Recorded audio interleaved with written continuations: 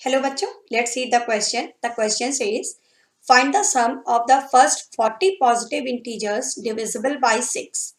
तो हमें लेने हैं यहाँ पर ऐसे फर्स्ट 40 पॉजिटिव इंटीजर्स जो 6 से डिविजिबल है और उनका फाइंड करना है सम.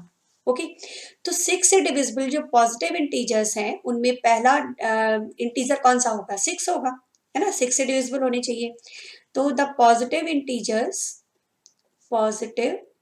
इंटीजर्स डिविजिबल बाय 6 कौन कौन से हैं, पहले हम वो लिख लेते हैं.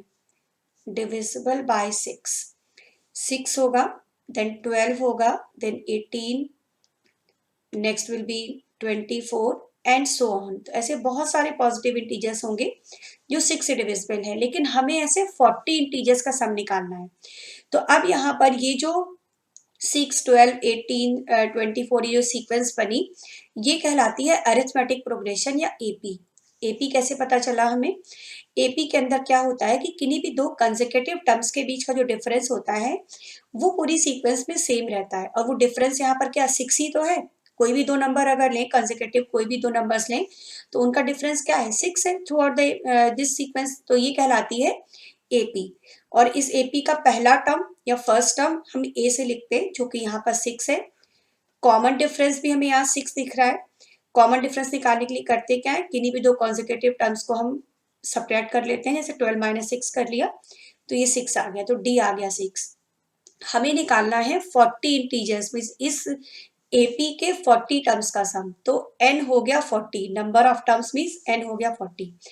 हमारे पास एक फॉर्मूला है the sum of n terms. Sum of n terms का फॉर्मूला होता है Sn is the sum of first n terms.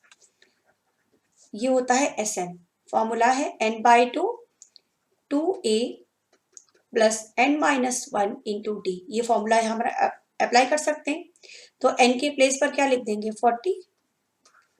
a है 6, n is 40 minus 1 into D. D भी 6 है. इसे कैलकुलेट कर लेते हैं, आंसर आ जाएगा.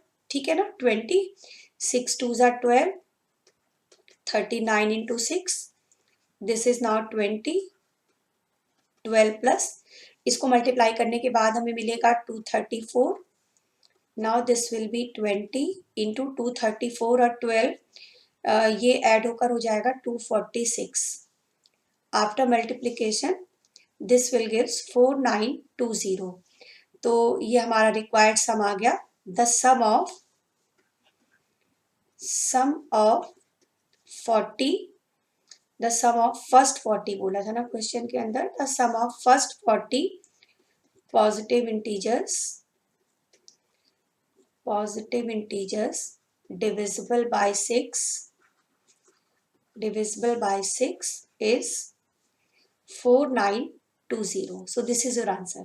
Okay, hope you understand it well. Thank you.